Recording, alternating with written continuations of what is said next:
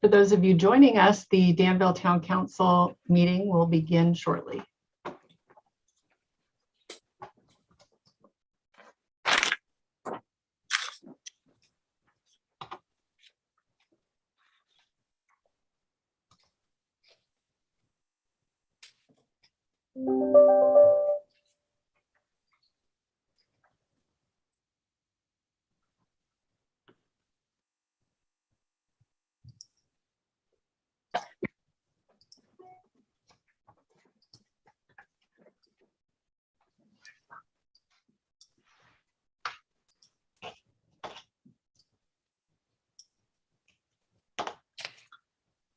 Okay, good evening and welcome to the Danville Town Council meeting on March 1st, 2022. I'm Newell Heinrich, mayor for this year, and we'll ask Marie Sinceri, our city clerk, to call the roll. Marie?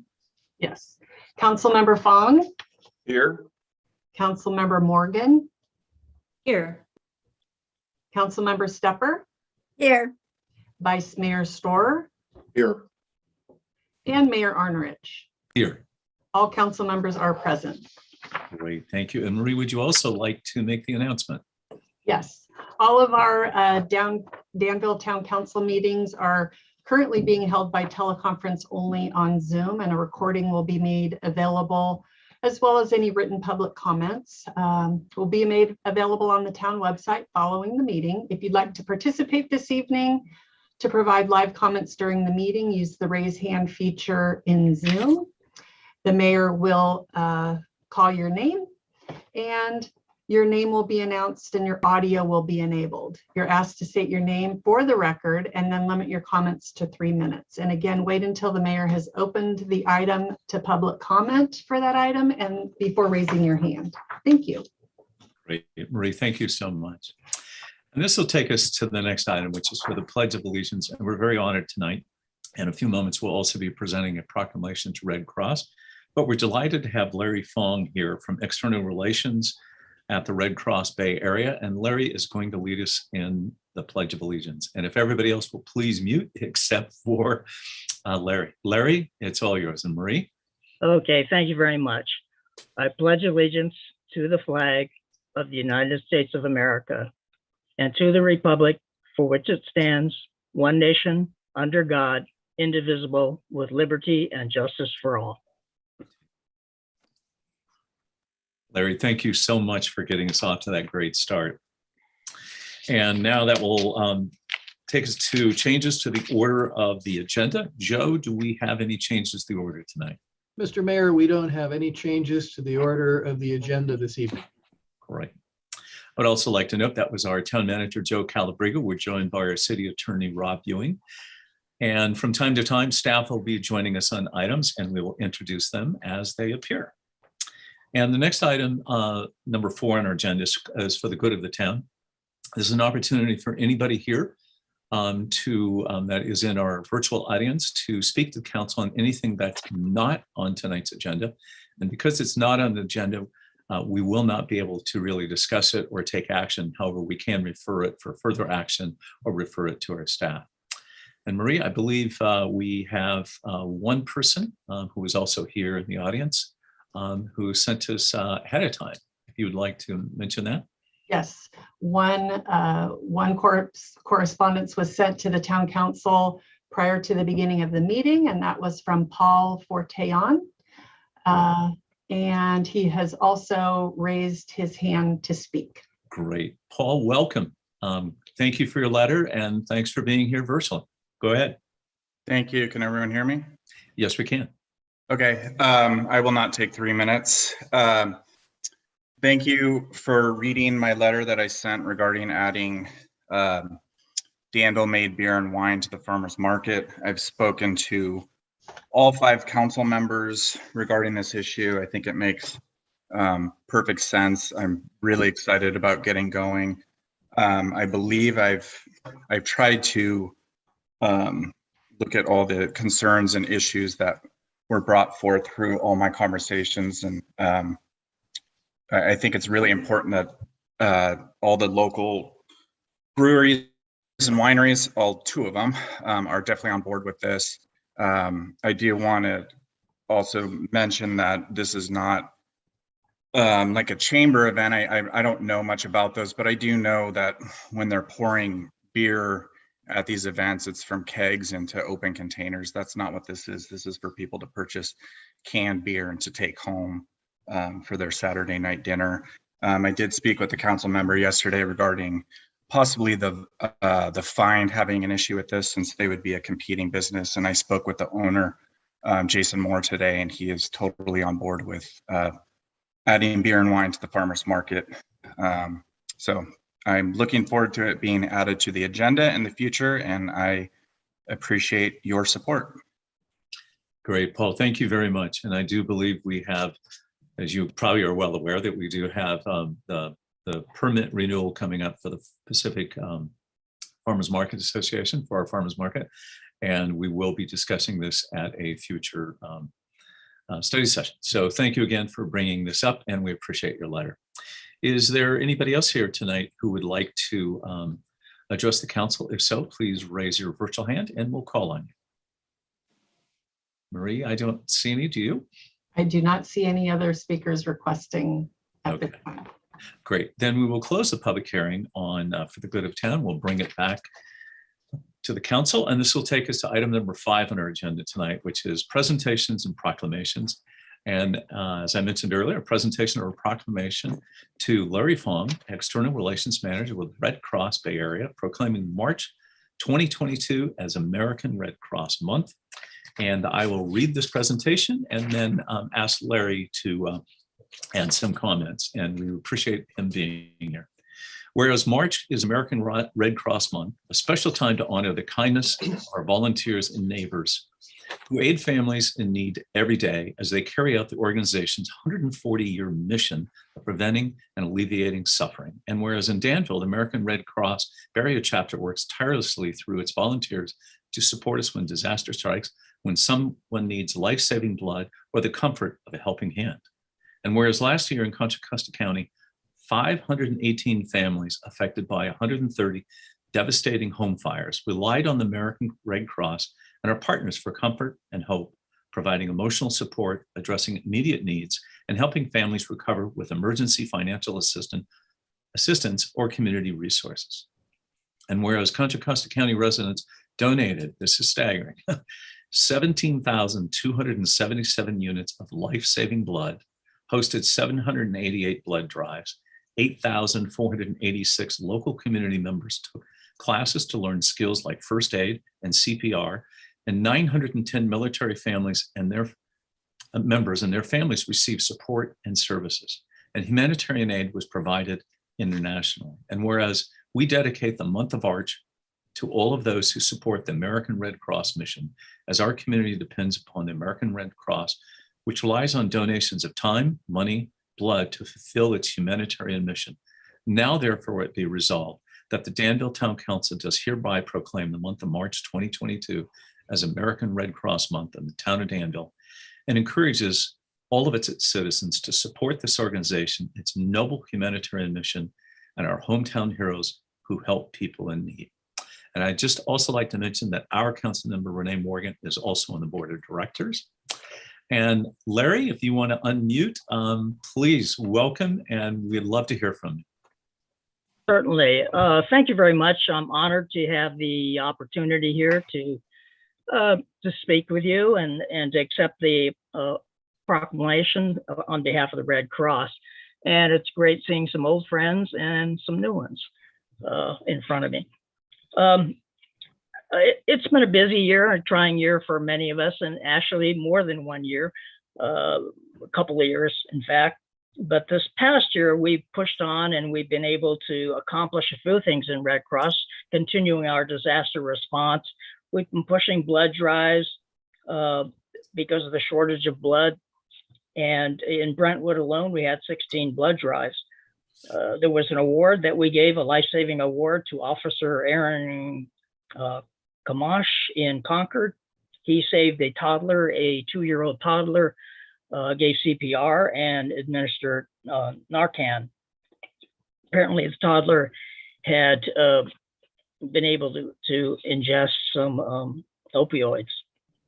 We had a safety fair in Concord at the Todos Santos Plaza, and we pushed on to continue as much as we could.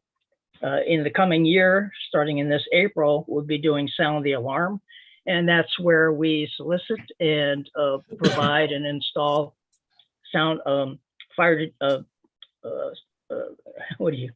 smoke detectors, smoke detectors.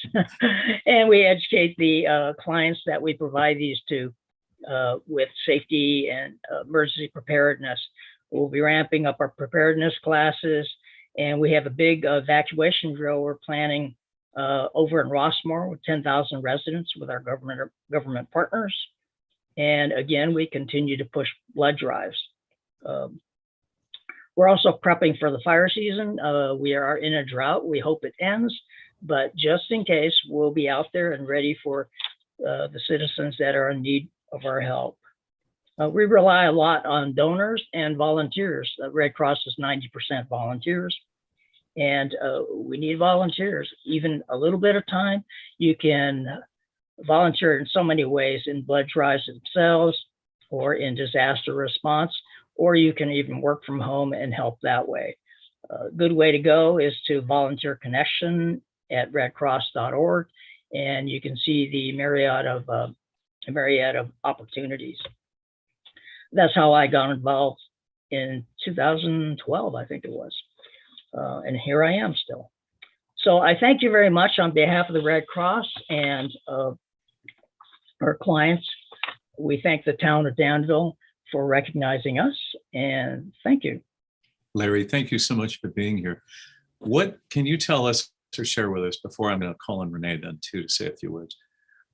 What is the Red Cross doing to help the people of Ukraine right now with this invasion? And what can we do locally to help support that effort?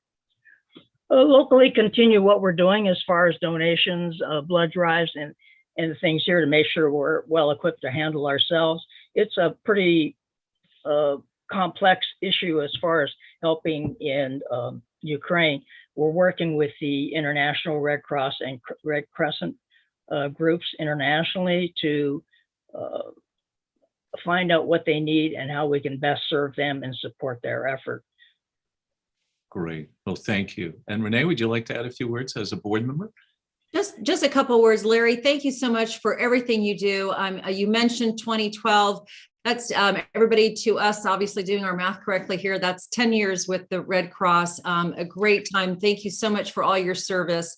I know that we had a blood shortage, and at any time that you need Danville, and I'm volunteering myself, obviously, to help out, to organize that. Now the blood drive is, the shortage is a lot less, but at the same time, we still need blood and people aren't coming out to do that. So keep us posted, let us know.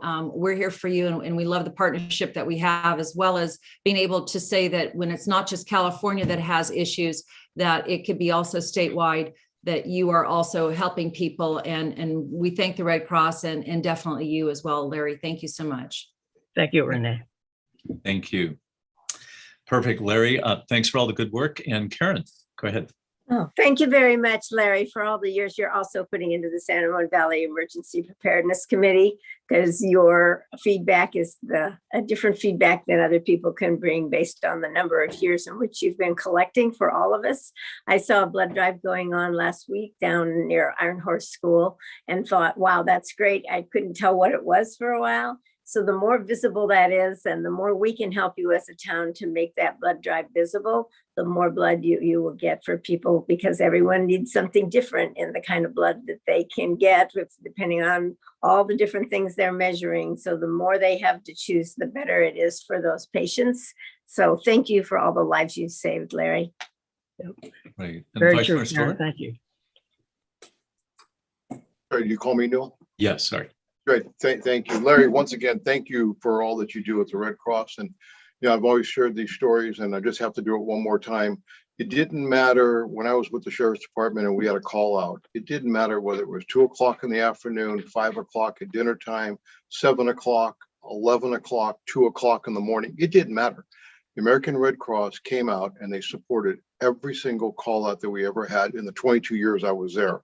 One time at 11 o'clock at night, It's cold, there's no moon, it's windy, and somehow the American Red Cross and their volunteers found hamburgers at 11 o'clock at night to bring it out to 45 people working on this call out, and they had enough for everybody, and they supported it. They had heaters. They were just there to comfort you. I have such a special place in my heart, Larry, for the American Red Cross, and I honestly can't thank you enough for all that you guys do, especially over the years. So anything that we can do to help, happy to do it, buddy. All right. Thanks, Vice Mayor. And that was for the dive team. Robert was a captain there for many years. Ah, Okay, great. Well, thanks again, Larry. And we look forward to hearing from you again, hopefully next year. okay. Thank you. All right, this takes us to item number 6 on our calendar, which is the consent calendar. And tonight, that's item 6.1 through 6.5. These items are considered routine and can be acted on in one motion. However, if there's a council member or person in our audience who'd like to remove one for discussion, we can do so. I'll start with the council. Is there anybody who'd like to remove anything? Seeing none, we will look to our attendees. If there's an attendee who would like to remove an item on our consent calendar for discussion, please use your virtual raise hand feature and we will call on you. Marie, I do not see any. Do you see anybody there? I do not see any requests to speak, nor did we receive any correspondence on any item on the consent calendar. Okay. I'd like to make a motion. We approve 6.1 to 6.5 then. Second.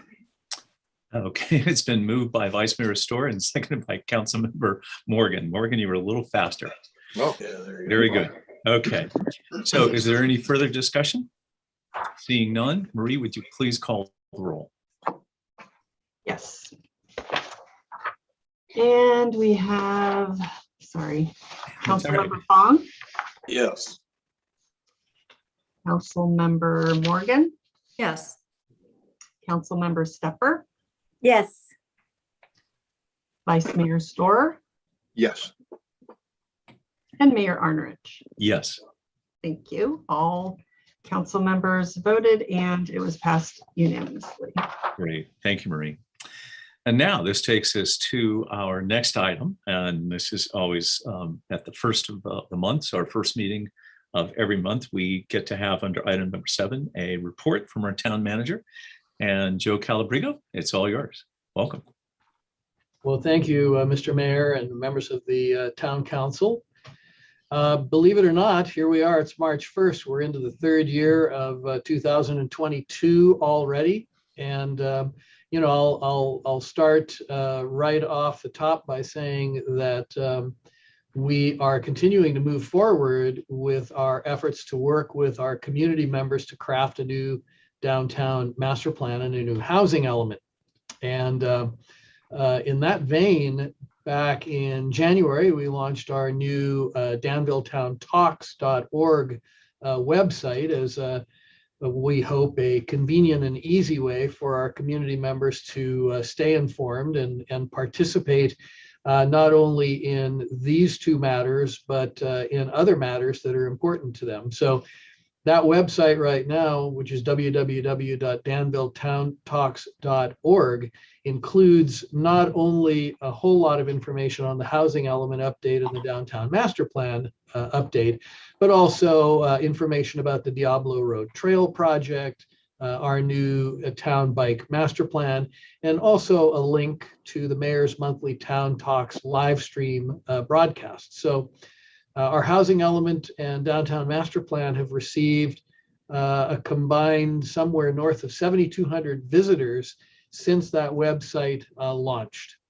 The downtown master plan does involve reimagining our downtown's future. The town is working with the SWA group on this, and the website includes a very comprehensive description about what the master plan is, what the goals of the plan are, what is or isn't included, and then how to stay informed and receive updates.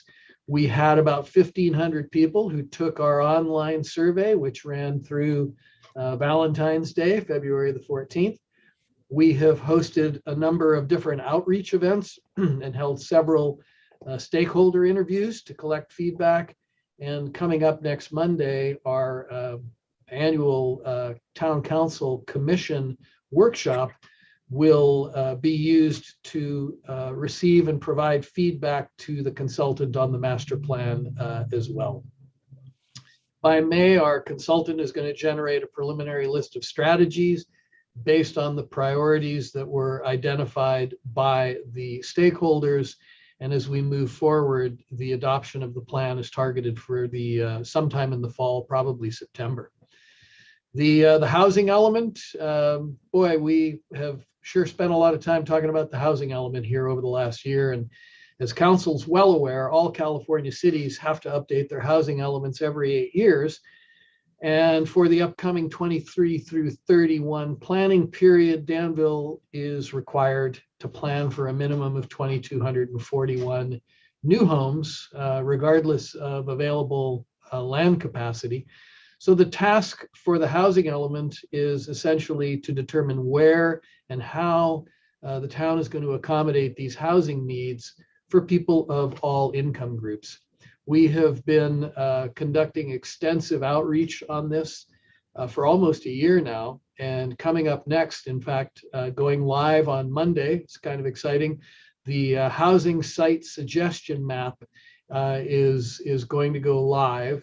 And it will include the background on what the housing element is, why we need the sites, what sites can be suggested, and how people can get involved. So again, back to the towntalks.org website, this is going to be all of our community members' opportunity to weigh in and give the Planning Commission and Council their feedback in terms of how they think we can accomplish this objective. We're also going to be offering 4 workshops during the month of March to assist people on how to use the housing site suggestion map. These are going to be on March the 9th and March the 17th, excuse me, at 6 p.m. via Zoom. We will have one on March the 26th at 10 a.m. in person at the Vets Hall, and then also on March the 28th at noon, we will be doing one via Zoom, co-hosted with our Danville Area Chamber of Commerce. Also, starting on March the 7th, we'll be doing some polling to gather information from our various demographic segments of our voters, looking at a sample size of about 500 registered voters, making sure that we're going to be enlisting and soliciting feedback from a broad section of the community. So I know that I've spent a couple of minutes talking about the master plan and the housing element, but those are a couple of pretty important initiatives that really have the potential to, in many ways, continue to shape the future of our community over the next several years and decades. And I wanted to make sure to touch on that.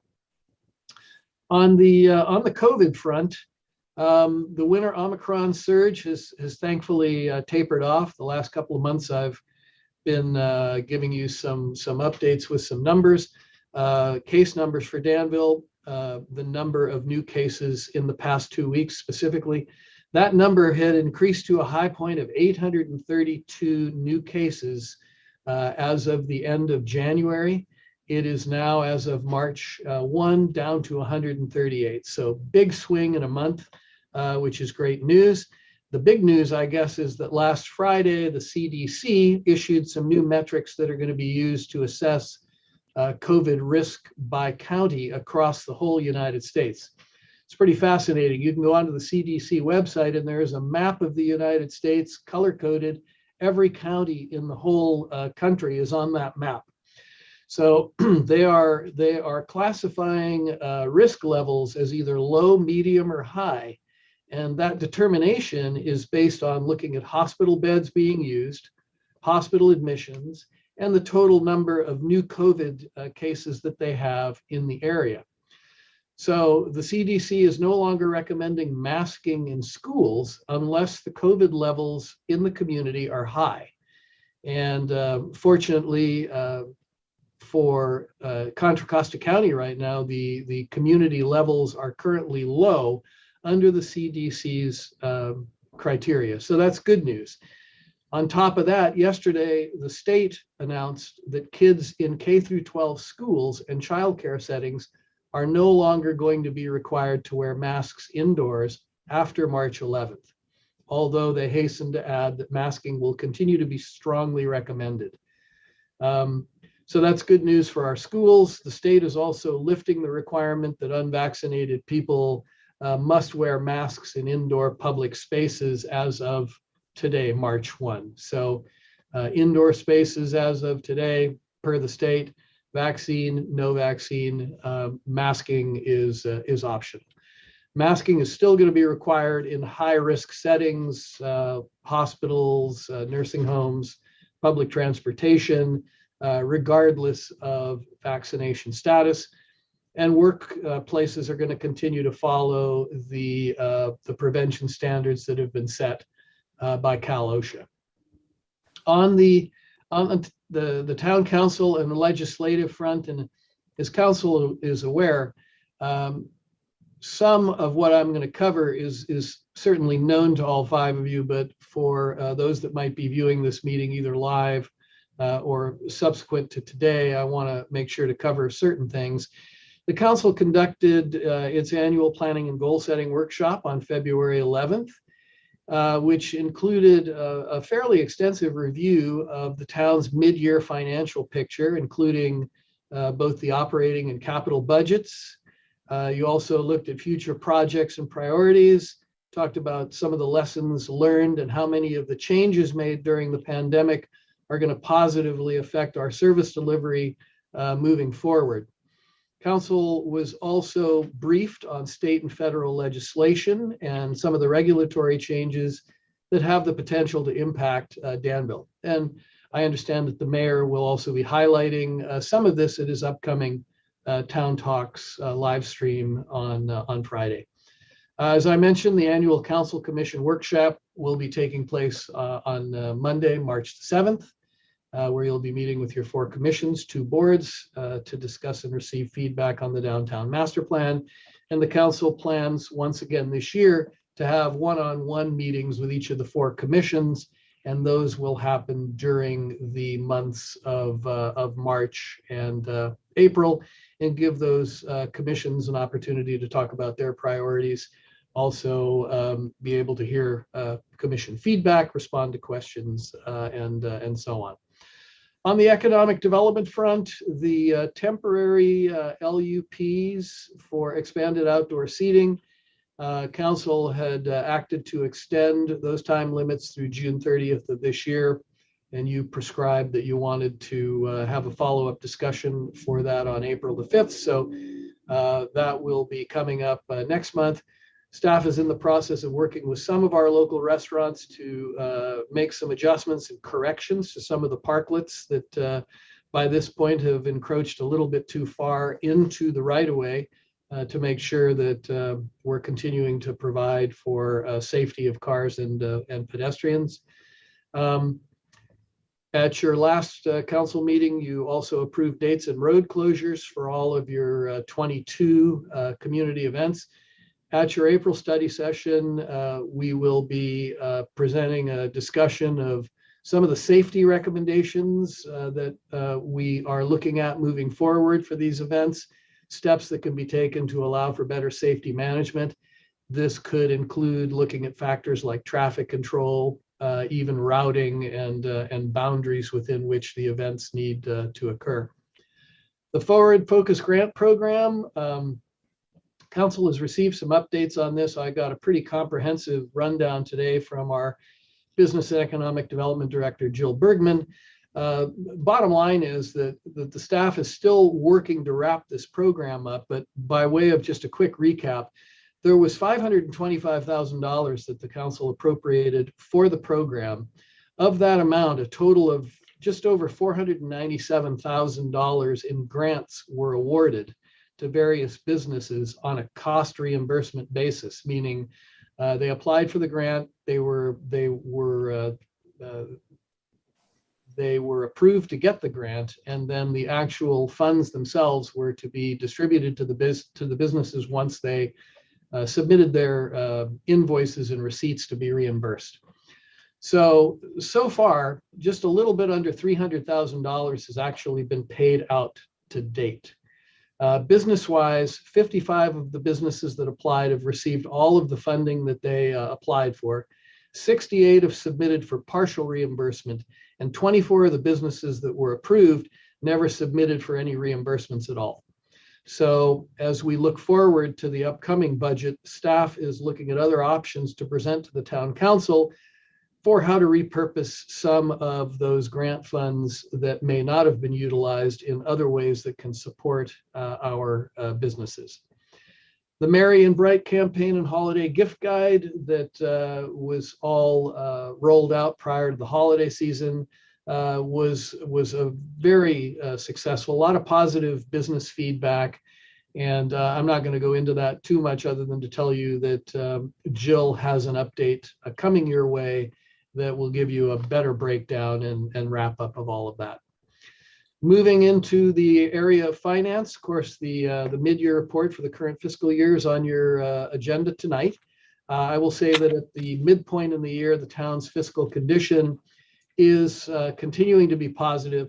All indications are that our town government has recovered from the fiscal impacts that resulted from the onset of the pandemic just about 2 years ago now in March of 2020. The staff is in the process of starting with the preparation of the draft 22-23 operating budget and CIP, which is due to be released for council review starting at the end of April. And finance continues to work on the first round of the ARPA reporting that is due on April 1st. And as a reminder, we have the second tranche of those American Rescue Plan Act funds that are due to be received by the town in July. So we received $5.3 million in July of last year, looking to receive the second payment of another $5.3 million in July of this year. Shifting to police, Chief Alan Shields will be with you at your next meeting on the 15th to provide his next quarterly update on the police department's activities. You had an opportunity to meet our 5 newest officers at one of your meetings last month. I know that I continue to receive questions, and I continue to be in contact with the sheriff and the DA on the follow-up to the officer-involved shooting that resulted in the death of Tyrell Wilson. In fact, I communicated with Sheriff Livingston today. COVID, unfortunately, has slowed the process down a bit. The coroner's inquest that we have been awaiting for some time now has been postponed because of COVID and the shutdown of the courts, and has not yet been rescheduled. So the DA has not completed their review pending the coroner's inquest. And while we're anxious to see that information become available, and we continue to check on that, we're not there yet. And then the other thing that I would add is that the sentencing of Deputy Hall related to the October 8, 2018 shooting that resulted in the death of Latimer Arboledo, that is scheduled for this Friday, March the 4th. Moving on to development services, I think I've mentioned previously, we have 7 neighborhoods that are currently in the various stages of the NTMP process, the Neighborhood Transportation Management Program. The Greenbrook NTMP, which I think is probably one of the larger ones that our staff has worked through, will be coming to the town council in April. I believe right now we have that scheduled for your second meeting in April. Planning, as you know, is fully engaged, working with our consultant to move forward on the housing element, and also continuing to implement both SB 9 and the new administrative process related to ADUs. So more and more of our residents becoming aware of some of these changes that have been made by the state that have removed all of our local discretionary approval authority. In engineering and on the capital improvement program side of things, we've seen some work start along Diablo Road this month related to the McGee Preserve project. Our staff is working with Davidon so that As much of that work that has to occur within the roadway as possible will occur during this summer's recess, so during summer vacation. The Regional Water Quality Control Board is moving forward with their hearing on the new municipal regional stormwater permit that's going to affect us and all of the cities in the Bay Area. Though tonight's staff report that you have coming up a little later said that that hearing was going to be on April the 12th. Subsequent to us releasing that report, the hearing was moved to May the 11th. So they've pushed it back another month. We are waiting the draft permit that we can look at one more time that hopefully we will have in March. On the pavement management front, our rubberized Cape Seal project is now underway. First phase of the work involves the installation of the new ADA ramps along with some curb gutter replacement, and that is off and running. The Cape Seal work, where the we'll say the rubber meets the road, that's going to start in mid-April. And I understand from talking to our staff that we will be sending notices out to all of the affected neighbors before we do any of that work. So they'll know 72 hours in advance of when that's coming. 5 of the Diablo Road Trail project, again, going through the environmental work, geotechnical work, and that's going to continue for much of the rest of this year. And then the town office and police department relocation project at 500 Laganda. Lots of activity, and the council will have an opportunity to do a walkthrough there next week at your study session.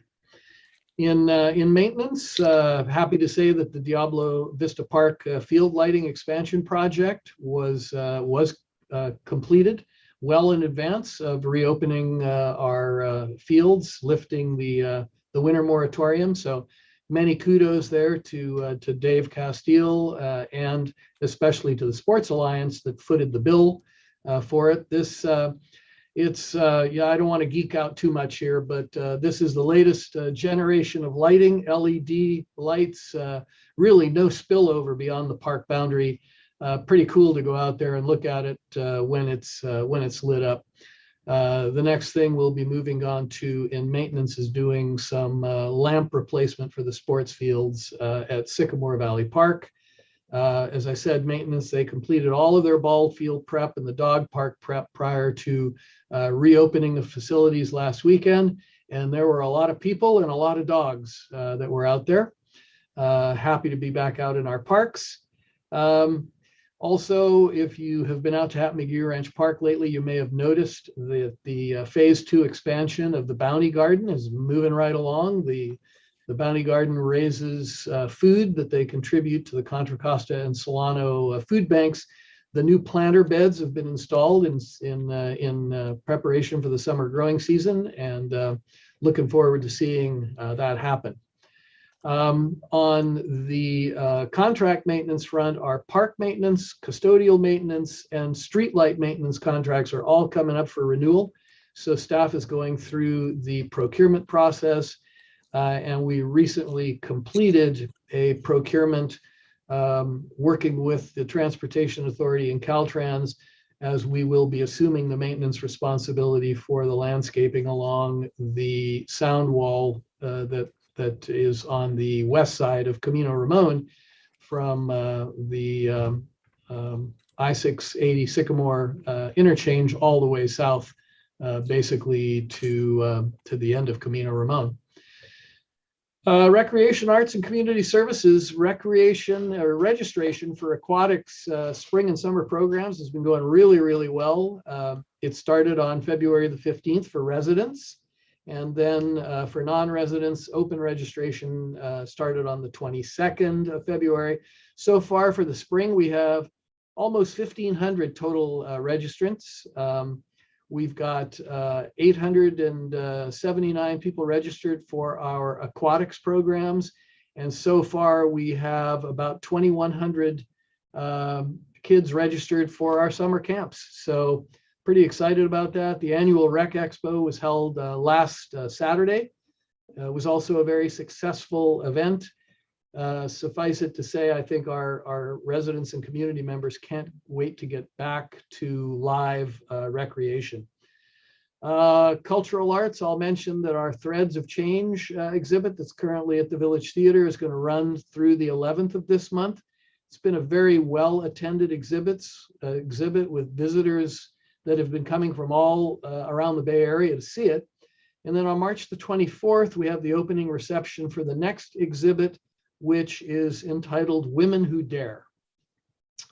For seniors, their variety show won the Award of Excellence from the California Park and Recreation Society for creating community. So that was pretty cool. Facility-wise, just a lot of activity. We've got baseball for tots, karate, adult tennis, Wii hoops, basketball, and I could go on and on and on. Rentals for our picnic areas in February and March, thanks to the weather, have been very, very strong. Myriad of classes being offered again starting in February for our teens. Our Danville Youth Council is continuing to meet and work on a number of tasks and projects. And a whole lot of classes started up again in the month of February for our youth. So again, I just want to remind our community members to check out our activity guide on the website to see what adventures await them in recreation, really for people of all ages. Just to wrap up, I'll also mention that we are looking for community volunteers for our 18th annual Lend a Hand Day that's coming up on April the 23rd this year. This event, as you're aware, is designed to help our local seniors, pitching in to help them with some basic yard work. And for those people that are interested, they could go to our website or they could contact our senior program supervisor, Leah Martinez, lmartinez@danville.ca.gov. And I just want to lastly urge anyone who's following this meeting to visit our town website at www.danville.ca.gov. Don't forget www.towntalks.org as well. And you can follow us on Facebook or Instagram. Appreciate the time, and happy to answer any questions. Joe, great. Thank you for always love to hear all the updates. And I think people really love to hear this as well. Any questions, Joe, Vice Mayor Storr? Great, thank you, Joe. Excellent report. What the Bounty Garden? Who runs that now? The mother-daughter started it. Did they turn it into a 501c3? Yes. Who's our contact? I guess is what I'm asking. Good question, and one that I don't have the answer to. I know that it is operated by a what is now a 501c3, but I don't have the specific name of the contact person. I'll have to get that to you all, Vice Mayor. Yeah, no, that's okay. And but since it was initiated, it has been successful each year thereafter. Yeah, I think tremendously so, and I think. Much like the Museum of the San Ramon Valley, the thing that is impressive to me is the fact that they've had the ability to sustain the volunteerism in numbers that it's taken to really, keep it operating. And it's really a very, very nice feature in the park, and it does a whole lot of good, obviously. Oh, absolutely. When you approve something like that, you just never know. Can it be sustained? Is it just a year or two, or is it a continuous? And I'm glad to see it's moving forward. McGee Preserve, Davidon, where are they at? I've been meaning to drive by there. Where are they at in the process right now on the grading or foundation stage? I'm guessing. Well, they're certainly not to the foundation stage yet, but they're back out there on the site. Grading, doing their underground utilities, and basically installing all of the infrastructure that they're going to install before they get around to the actual construction of the homes themselves. Yeah, I'll make it a point to get by there. It's going to be a very, very full year of construction there. Yeah, and then just the workshops for the housing element. Can you go through those dates again? Yeah, I can if I That's hadn't already logged off of that screen. That's okay. I know that we have two of them at the end of March, and I'm guessing there's two sort of at the beginning of March. I'll look it up online. No, just give me just a second here. They are on March the 9th and March the 17th at 6 p.m. and those will be via Zoom. We have one on March the 26th that will be at 10 in the morning in person at the Vets Hall. And then finally on March the 28th at noon via Zoom. And that is the one that will be co-hosted by the Danville Area Chamber of Commerce. Okay, great. I thought you had these in a written note. That's impressive that you're on your computer. Just remember, we, the council members, can't participate in those meetings. We can listen in, but we can't participate because the item will come before us later. Councilmember Stepper. Just wanted to comment on the expo this weekend. Seeing other fellow council members back there and who had already done batiking. I'd never done batiking in my life, but fascinating the enthusiasm throughout the community. I'm really interested in hearing how it went in terms of having it at 4 locations instead of 1 as they had in the past, but the creativity of our staff and what they had presented to people in such a short amount of time so they could keep going on through those things, including all the tables set at the Veterans Hall for every holiday you could ever rent it for. And so it was really beautifully done. So kudos to that team. Great, thanks. Any other questions or comments? Dave. Hi. Yep, thank you.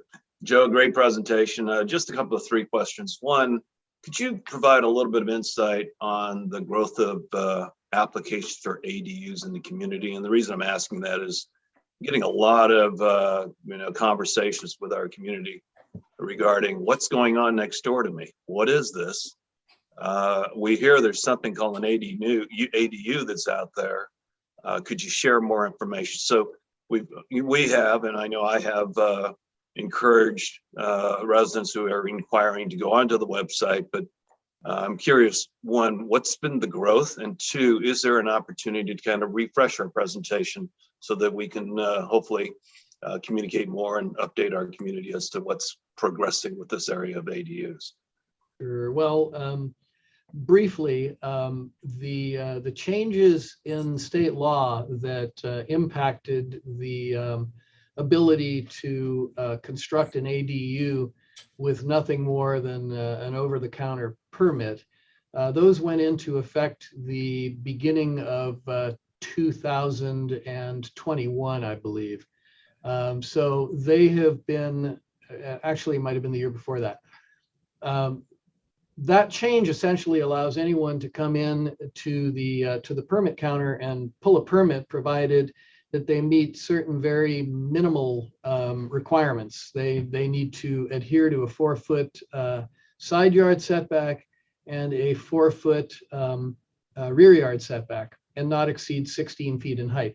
Previously, an ADU would have had to go through a process up to and including going through the planning commission in a number of instances. So the process got a whole lot easier, ostensibly because we want to be able to provide for more affordability in the state. The town was very proactive at designing the garden cottage program, where we have put together, construction-ready plans that folks can come down and take a look at, pull a permit for. But we're also seeing that there are large numbers of modular or prefab units that are being installed. We currently, as of right now, have 51 of these that are in the pipeline. We are planning on doing a refresh on the ADU outreach program that we're doing. I think despite all of the information that we have put out online through our quarterly newsletter and through various social media platforms, unfortunately, we are still finding that for some, the first inkling that they have that an ADU is going in their neighborhood or right next door to them is when it gets, in some instances, dropped into place. And, I sent off to all of you, I believe, last month, some interesting photos that illustrated the process that's involved when one of these modular ADUs is involved in or is installed in someone's backyard. So, we've seen a significant increase in numbers that started at the beginning of 2021 when the new law took effect. Thank you, Joe. Great, thanks. And Councilmember Morgan. Thank you, Joe, once again for the report. So appreciated. It's always great to hear all the wonderful things that are going on and be reminded of all the things that we're doing. You mentioned that the no masking in schools, it's not required. And it's good to hear that the numbers are so far down. I mean, what a scare we had in January. Are we going to be hearing from the school district? And I know there's two of you that sit on as liaisons, if they'll be lifting that mandate as well in our schools? I want to be very careful that I don't, overstep my boundaries here and speak for the school district. But we had a liaison meeting last week, and the mayor and the vice mayor were both in attendance. And what Superintendent Malloy told us at that meeting was that the board had given him instruction that as soon as the state lifted the masking requirement, that he had the authority without a special board meeting to implement that change. So, and mayor or vice mayor, please feel free to disagree with me if I heard it wrong, but I don't think I did. So based on what he communicated, if March 11th is the date that's been given, I would expect that we'll be hearing from the school district forthwith that that's what they'll be doing. Great, thank you, I appreciate it. And my other questions were already answered. So once again, thank you for the report. Great, Joe, thanks again. And we appreciate all the hard work that you and all of our staff do to keep Danville safe and moving forward and always looking just the best it can be. So thank you. All right, this will take us to item number 8. And these are 3 public hearings, well, 2 public hearings and comment on the third. 8.1 is to consider adoption of resolution number 16-2022, authorizing the Contra Costa County Flood Control and Water Conservation District to adopt the fiscal year 2022-23 fee for the town of Danville Stormwater Utility Area. And Joe, I think you're going to take the lead on this tonight. Yeah, thank you, Mr. Mayor. This evening I'm Bob Russell. So just use your imaginations. Thank you again, Mayor, Town Council. The reso that is before you this evening, by way of background, since 1993, the town has operated a stormwater pollution control program pursuant to the federally mandated Clean Water Act. Agency oversight of this federal mandate occurs through the San Francisco Regional Water Quality Control Board. The Water Board issues permits on a 5-year cycle for this program. Those permits are known as the Municipal Regional Permits, or MRPs. The town meets the requirements that are set forth in the MRP through sort of I would describe it as a 3-pronged approach. At a local level, the town's own clean water program focuses on land development design and plan checking, construction and business inspection programs, public education, and maintenance activities. Then we also work collaboratively with the other 18 cities in the county and Contra Costa County itself through a jointly operated countywide program known as the Contra Costa Clean Water Program. And finally, our countywide clean water program also works with other agencies within the 9 Bay Area counties to share in the implementation of efforts. They do things like water quality monitoring, development of new programs, special studies regarding POCs, or pollutants of concern. So we're currently nearing the end of MRP 2.0. We expect to see the Water Board adopt MRP 3.0 later this spring. And the new MRP is going to once again ramp up compliance requirements by virtue of a number of new provisions. So This will, as it says in the report, continue to increase the cost for all of the permittees related to this unfunded mandate. Back in the 1990s, an annual stormwater utility assessment was established to help fund the program. And since 2008, the annual assessment has been set at $30 per equivalent residential unit for properties within Danville. So that $30 amount was the maximum that could be assessed, and that's where it's been since 2008. Annually, the town council has to act to authorize the county board of supervisors to levy and collect the stormwater utility area assessment for the upcoming fiscal year so that we can continue to collect the fee at the current rate. So the resolution that's before you this evening is for that purpose. There's no increase in the assessment that is proposed for the upcoming fiscal year, and there are sufficient revenues available to fund the program. So we are recommending that you adopt the resolution authorizing the flood control and water conservation district to adopt the fiscal year 22-23 fee for the town of Danville stormwater utility area. Great, Joe. Thank you for that. And just a reminder, we are, as Joe said, we're required to do this. There are no changes being proposed, but we must hold a public hearing. So are there any questions only of our staff member, Joe Calabrigo? Yes, Dave Fong. Yeah, thanks, Joe, or thanks, Noel. Joe, question I have is, it looks like for 2021, 2022, we're going to subsidize the 30, but the 22-23, if it trends up further than what it's currently projected to be, because it looks like the expenditures are going to basically be exceed the revenues. Will our residents in say next year, will they be expected to pay? It could be $45 or $60, or are we expecting possibly to subsidize a portion of whatever that rate might look like in 2023?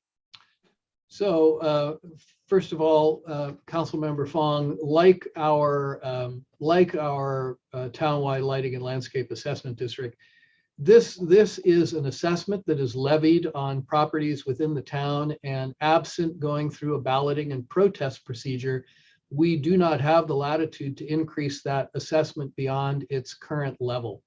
Okay. So if we go back, golly, a number of years now, I want to say that it was probably 5 to 10 years ago, we mounted an effort in Contra Costa County to increase this assessment. And because of the we were not able to gain the approval to increase the assessment. So the $30 per EDU is what we have to work with if we should, if our expenses related to our local compliance and our participation in the countywide permit should exceed that dollar amount, then those dollars would have to be made up from some other funding source, possibly including the general fund. Okay, great. Thanks. Thank you for the clarification. That helps. It's a Proposition 218 requirement. So cities and local government do not have the authority to raise these. Only the voters do. Thank you. Any other questions of staff? Okay, seeing none at this time, then we will go and open the public hearing and invite public comment on this item. Should you like to speak on this, please use your virtual raise hand function, and we will call on you at this time. So if there's anybody who'd like to speak, please raise your hand. I do not see any. Marie Sinceri, do you see? I do not see any speakers for this item, nor did we receive any correspondence on this item. Okay, then we will close the public hearing on this, and it's back before council for discussion and or action. Is there anybody who wants to make a motion? Yeah, I'm happy to make a motion. Well, oops, we'll have, yeah. How about we'll have Councilmember Morgan go first, please. Can we say that in unison one more time? I'd like to make a motion to that we recommendation of adopt resolution number 16-2022.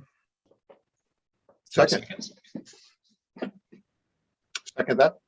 Okay, great. It's been moved by Councilmember Morgan, seconded by Vice Mayor Storr.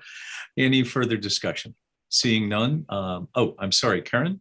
Oh, just a comment in honor of Michael Szymanski Okay. to remind everybody, as it has already been stated, that this is an unfunded mandate, and it makes it very difficult for the town to keep up with the increasing costs. Thank you.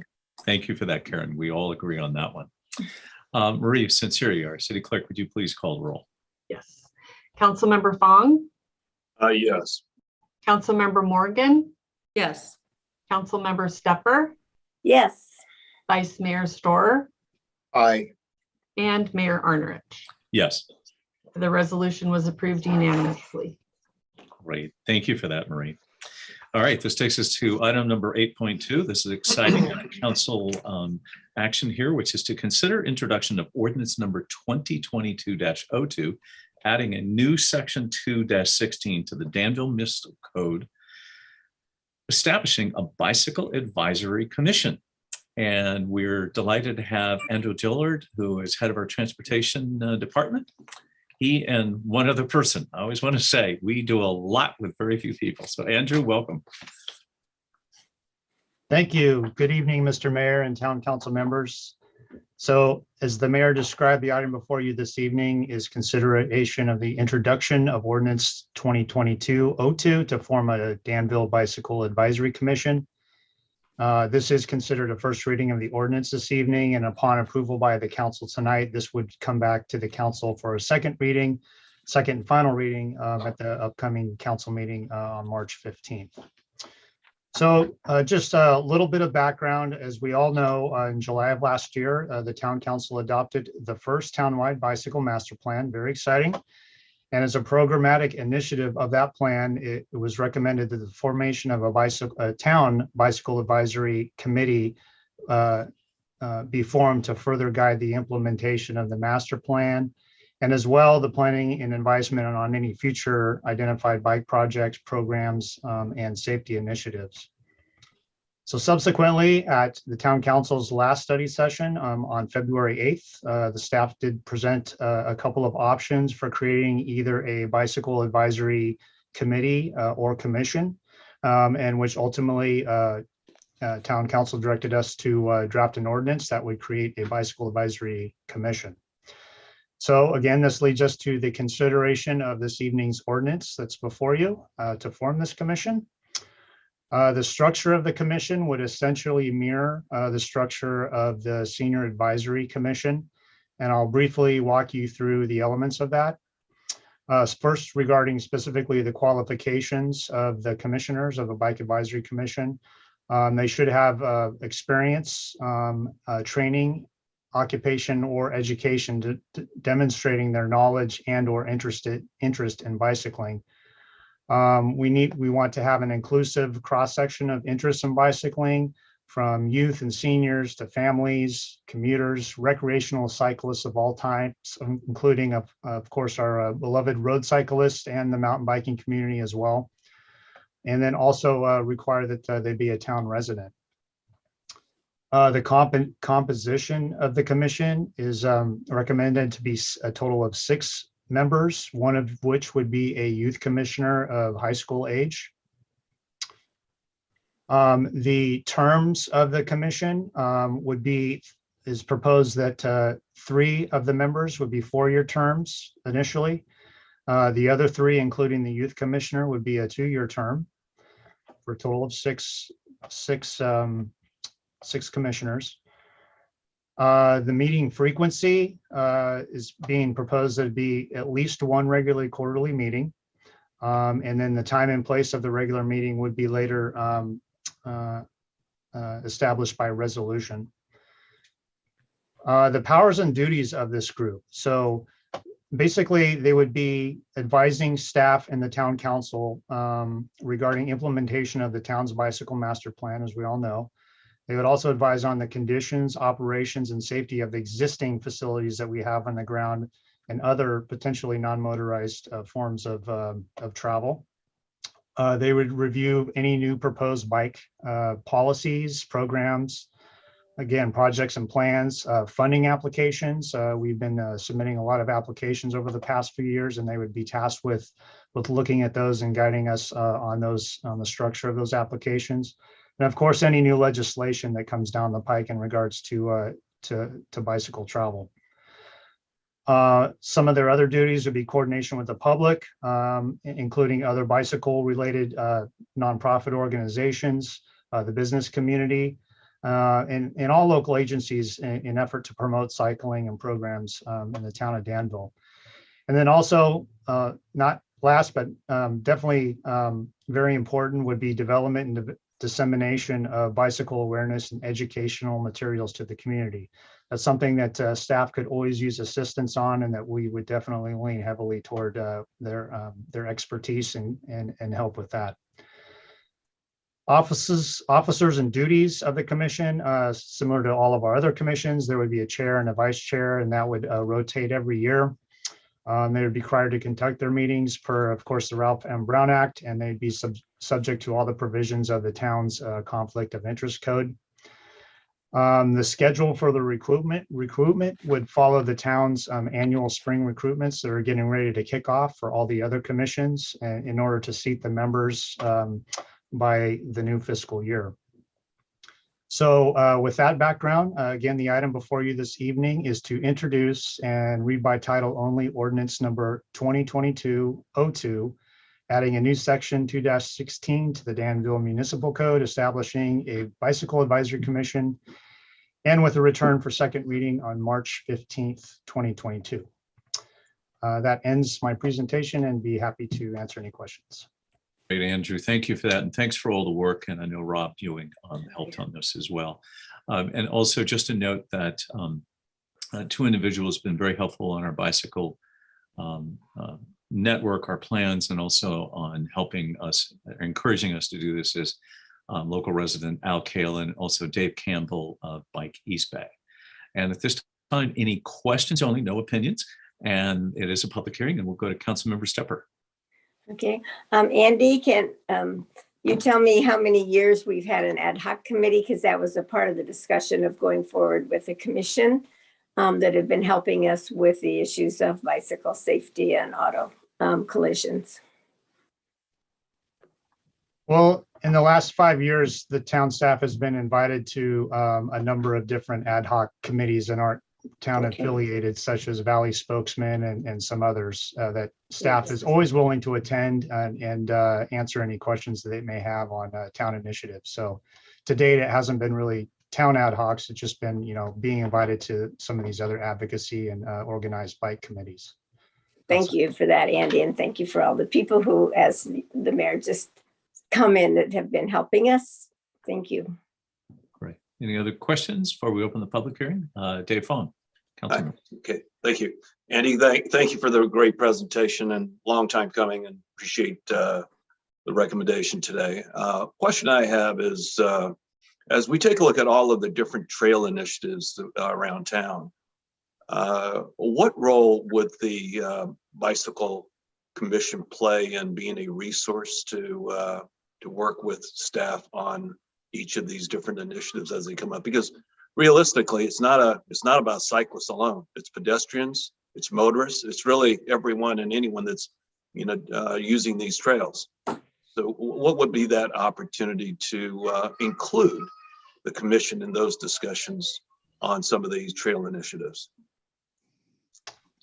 Yes, thanks, Council Member Fong. Great question. So in the Danville Bike Master Plan, the new Bike Master Plan, there's a number of project recommendations that includes trails that basically they mirror a lot of what's already in our Trails Master Plan.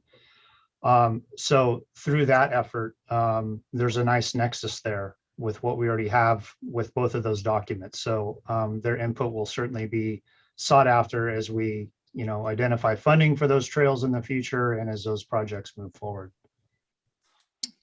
Thank you, Andy. Great.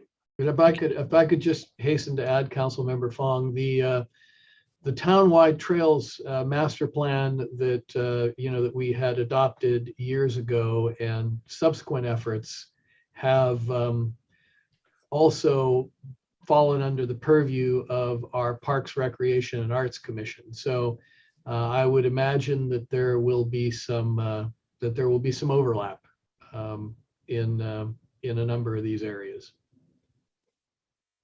Great, thank you. Any other questions before we open the public hearing? All right, seeing none.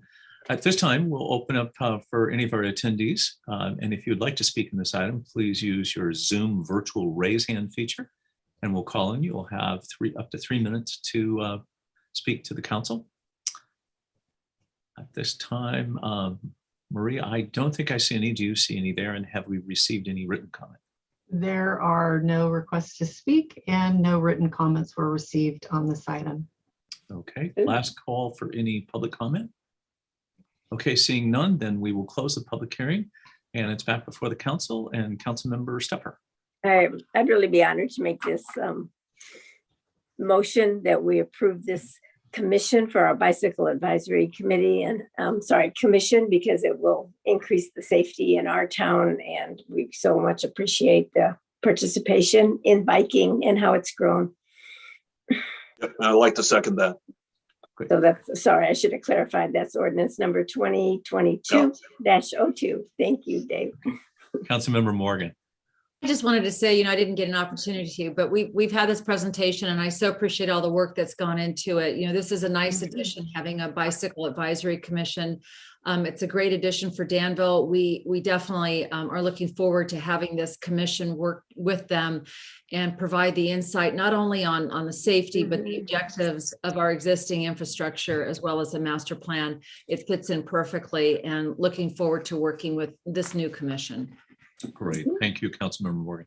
And I think when you look at it, that we're a city trying to do what's called complete streets, this is really one of our final steps to integrate all of our commissions that, as Councilmember Fong mentioned, when we look at a trail, is it pedestrian, is it bike, how do they interface, all of that. We'll now have that input and oversight on all those levels. So with that, if there's no further discussion, then Marie, would you please call the roll for votes? Yes, Councilmember Fong. Yes. Councilmember Morgan, Yes. Councilmember Stepper, Yes. Vice Mayor Storer, Aye. and Mayor Arnerich. Yes. The first reading of the ordinance was approved unanimously. Great, thank you. And Andrew and Rob, thank you guys so much for moving this forward so quickly. All right, this takes us to item number 9, which is under administrative staff reports. And we will also have public comment to be invited on this one. Just to consider adoption of resolution number 17-22, accepting the mid-year financial report, approving mid-year adjustments to the fiscal year 2021-22 operating budget, and resolution number 18-2022, approving mid-year adjustments to the fiscal year 2021-22 capital improvement program. And tonight we're joined by both our city manager, Joe Calabrigo, but also our finance manager, treasurer, Lonnie Ha. And Joe, I'm going to start off with you and let you lead this up. Thank you. Yeah, thank you, Mayor Arnerich, Town Council. Yes, I am joined by our finance director and treasurer, Lonnie Ha, who, let's say she does all the work and I do all the talking. How's that? So last June, the council approved the 21-22 operating budget and capital improvement program. The purpose of the mid-year update that we do each year is to review how the actual mid-year revenues and expenditures look in comparison to the adopted budget and make any necessary mid-year adjustments. Essentially, what we're doing is we're looking to see whether or not there are any warning signs that we might either fall short of hitting our budgeted revenues or exceeding our budget expenses. The council spent a fair amount of time going through the mid-year budget and CIP review at your annual planning and goal setting workshop on February 11th. So I'm not going to repeat all that tonight. I'm going to touch on just a few highlights that are in the administrative staff report that you have before you. Over the last couple of years, the pandemic has created some significant economic uncertainty for Danville as well as all local governments. And This really required the town to take some decisive steps to reduce operating and capital expenditures rather than using reserves to offset the anticipated fiscal impacts. These actions have really proven critical to navigating the economic impacts of the pandemic over what we initially forecast would be a 2 to 4 year economic recovery period. Now, here we are just about 2 years later, and those actions combined with several other factors have really contributed to facilitating the town's economic recovery. As is summarized in your staff report, as of mid-year, our revenues are tracking well ahead of the budget. Our expenditures are on track to finish the fiscal year within the budget. And our overall fiscal condition remains very strong. We will finish the year on a positive note. The revenues are summarized on pages 2 through 4 of the staff report. We're seeing positive variances for most of our general fund and special revenues, especially property and sales tax, which are our 2 largest revenue sources. And because the revenue variance is positive and we will exceed our budget, we are not recommending the need to make any formal mid-year revenue adjustments at this time. On the expenditure side, those are summarized on pages 5 to 7 of the staff report. We are recommending some mid-year adjustments for the following. We want to hire some consultant help in development services, specifically in the engineering and building divisions, to help us offset the fact that we're running with reduced staffing in both of those divisions. We want to be able to fund higher than budgeted electricity and fuel costs in maintenance services. And finally, we want to be able to restore some portion of the temporary salaries, contract services, and instructor fees that were previously cut going into the fiscal year in our Recreation, Arts, and Community Services Department, so that we can prepare for what we hope will be an active spring and summer season. And you heard a little bit earlier, as part of my earlier presentation, some of those numbers for signups. And so we are looking forward to a very successful spring and summer. The recommended mid-year expenditure adjustments total $425,000. That includes $200,000 from the general fund, $225,000 from special revenue. This represents just a bit over 1.25% of the budget. And these adjustments will all be more than offset by the increased revenues that we will be receiving. Related to the CIP, there are mid-year adjustments that are described on page 8 of your staff report. There are adjustments being recommended to increase the project funding for project C55, which is the Diablo Road Trail. We want to shift $1.4 million into that project from 2 other CIP projects, which are the San Ramon Valley Boulevard projects, and thereby increase the total funding available in that CIP project to about $5.6 million to fully fund the Diablo Road Trail project.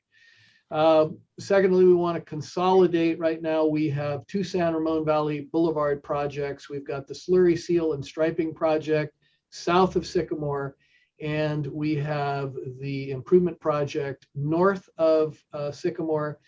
We want to consolidate those 2 projects and include some new OBAG quick strike funding that we are qualifying for in order to complete that project. And then lastly, we want to make a couple of corrections. We previously had appropriated through Resolution 64-2021 $500,000 for project B626, which was the town office relocation project. That was for the HVAC replacement. That number actually should be $375,000. So that's just merely a correction we want to make so that our CIP and our ARPA documentation are consistent with one another.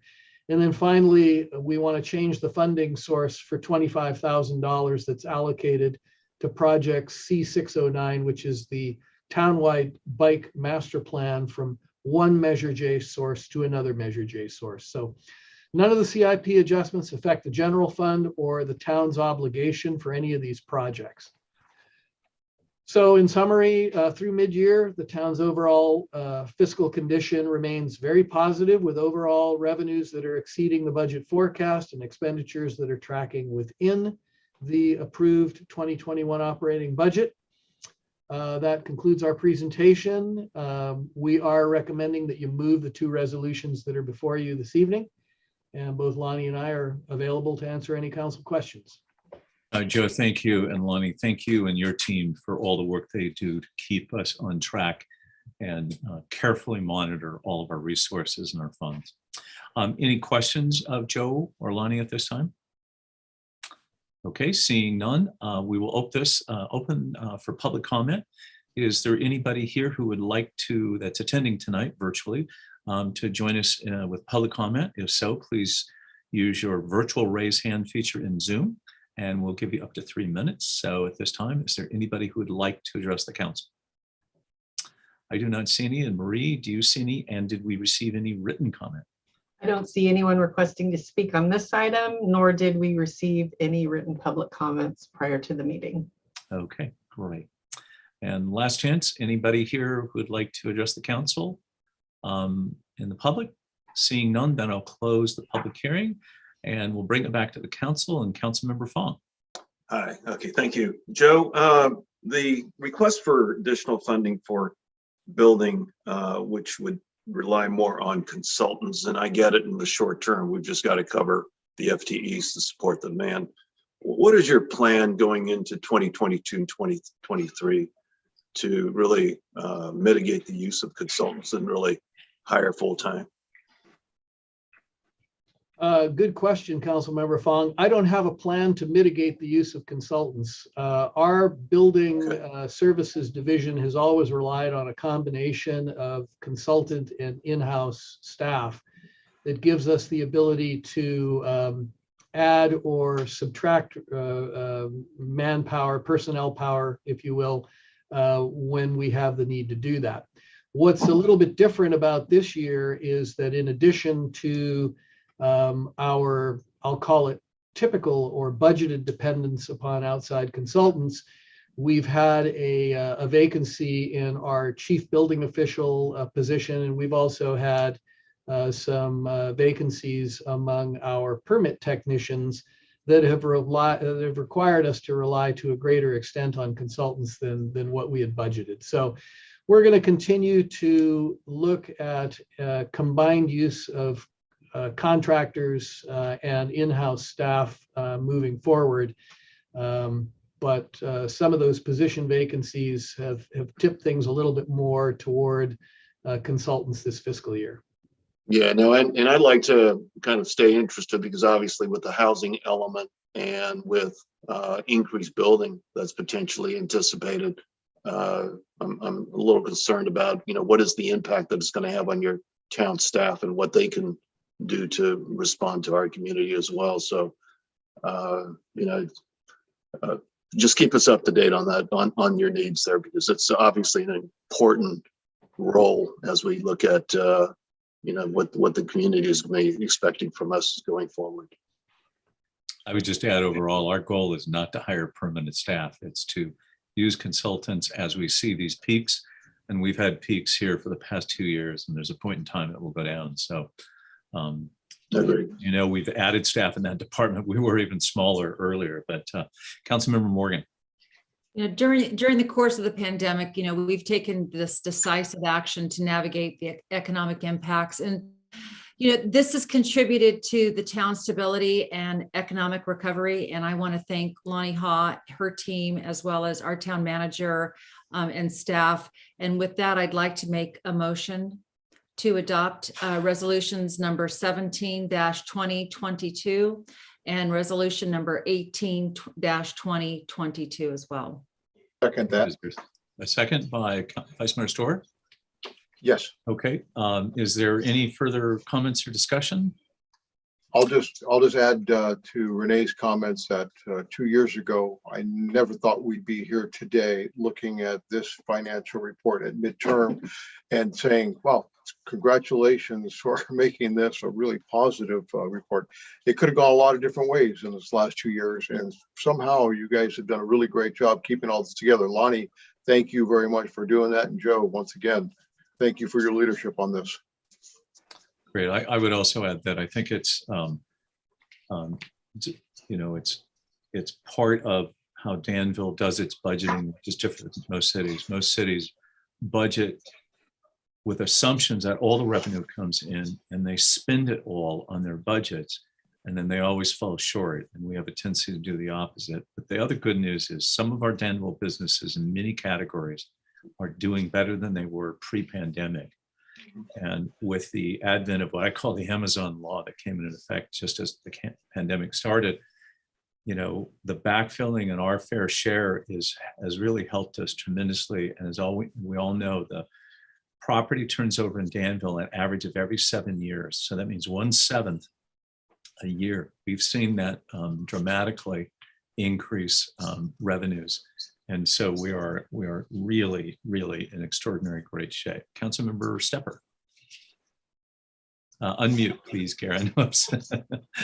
Especially what Robert was talking about, that we all know here at this meeting, the people pictured here, that Joe lives at his desk, and so does Lonnie. And it's really hard when every time you put together some really complicated spreadsheet for these kind of adjustments, et cetera, and find that something else has changed in the state law or any other area of financing, for example, the number of gas taxes that we collect. And so it's just really impressive to have this project at this mid-year report. Never seen one this clear or as simplified in terms of what we had to do. And that's just an amazing amount of work by Lonnie and Joe and all the people in that department. So thank you very much for giving it to us in this line and for accomplishing this with a great number of hours on your part. Great. Thank you, Councilmember Stepper. Okay, it's been, I'm sorry, Dave, did you want to add something else? No, I'm not gonna, I'm just gonna tag on to what the other council members have said. Other than my only additional comment is thank you to you and Joe and to the town staff as well, and especially you, Lonnie, because you're the one that is managing those books, and it's so important. I know our community not only has, is trusting, but it's most importantly, I think that you've developed the credibility and the confidence with our community to the point where, they go on and do whatever they want to do on an everyday basis, trusting that the town is taking good care of them. So appreciate all you've done. Great, and that we do. All right, with that, it's been moved by Councilmember Morgan, seconded by Vice Mayor Storr. Maurice and Siri, would you please conduct the vote? Councilmember Fong, Yes. Councilmember Morgan, Yes. Councilmember Stepper, Yes. Vice Mayor Storr, Yes. and Mayor Arnerich. Yes. Resolution number 17, 2022 and 18, 2022 were both approved unanimously. Great, thank you. And thank you to Joe Calabrigo, our town manager, and Lonnie Haw, our finance manager treasurer. Okay, this takes us to our last item on the agenda tonight, which is 10.1, council updates. Does anybody have any updates? Yes, Councilmember Stepper. Yes. Okay, since we don't meet very often, but the San Ramon Valley Preparedness Committee, otherwise known as CERT, had a meeting and had several things that I think you'd be interested in knowing ahead of time.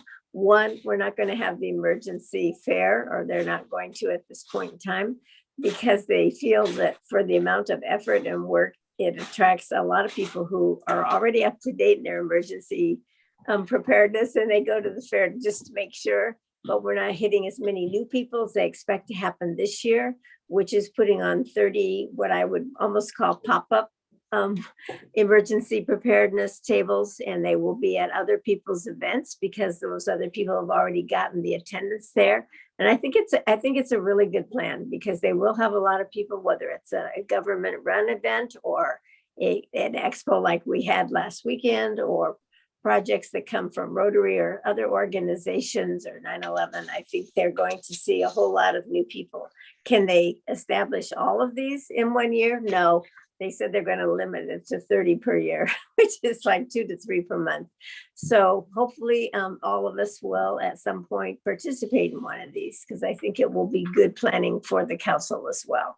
The other thing that have minor, CERT has a new logo, so look for that with a much more simplified one with a blue star with the top part of the red star being on top of that.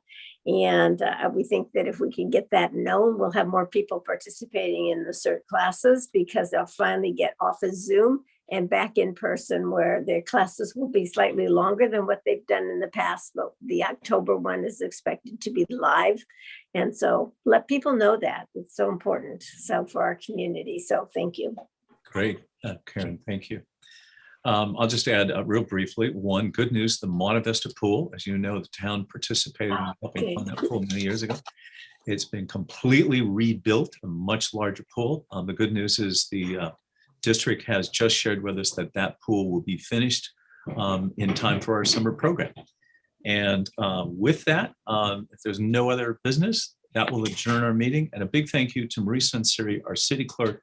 People don't realize how much effort it takes to organize these Zoom meetings behind the scenes and run them. So thank you, Marie. All right, everybody, that ends our meeting, and good night to all. See you later.